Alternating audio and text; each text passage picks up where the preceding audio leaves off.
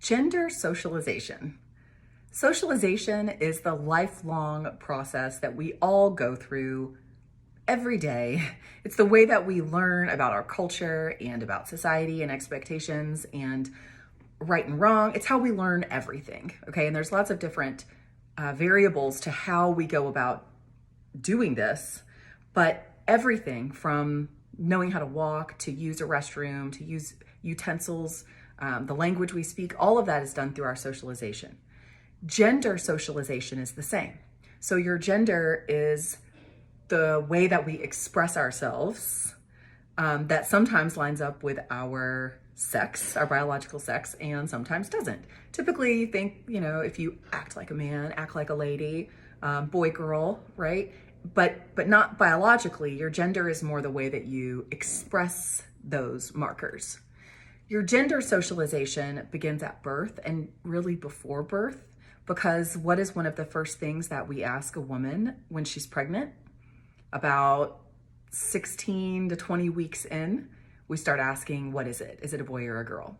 And the way that we talk about that baby, the way that we decorate the baby's room, the name we give the baby, before the baby is ever born, we start altering the way that we talk about this infant before they're ever even here. And then once they are here, we really ramp that up. If you go in like an Oshkosh store or whatever, like a kid's store, then it's usually divided blue and pink, or blue and red and pink and purple. If you just even look at and we're just talking about childhood here, look at the types of clothing that are available for little boys versus little girls. Think of graphic tees. The boys' shirts are gonna have dinosaurs and sports and construction and, all this kind of like rough and tumble stuff.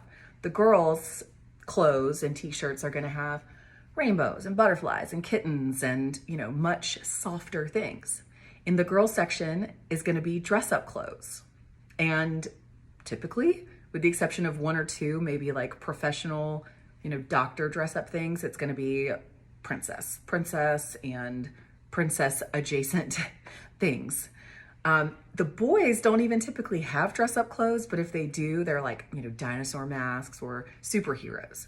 So consider that for a second, that the girls have dress-up clothes that are princesses and the boys have dress-up clothes that are like superheroes. Just consider that for a moment. When you stack that on top of, up until very recently, that the most popular Disney movies were about princesses and that princess needing to be saved by a man, a boy, a prince, even if you think of like the toys that little girls and little boys are offered, the gender differences or the differences in the way they're marketed to the different genders are pretty striking. This doesn't just end when you're a child, it continues forever. We are constantly trying to get boys and girls to sort of fit into the societal box that we have set for them. And through that, you're being socialized. It's your gender socialization. You're learning how to act as a boy versus a girl. At some point, we do start to notice this, and some people, kind of rebel against that system. And for other people, they think this is just the way that, it's supposed to be. It creates function that we have these sort of separation of identities and expression.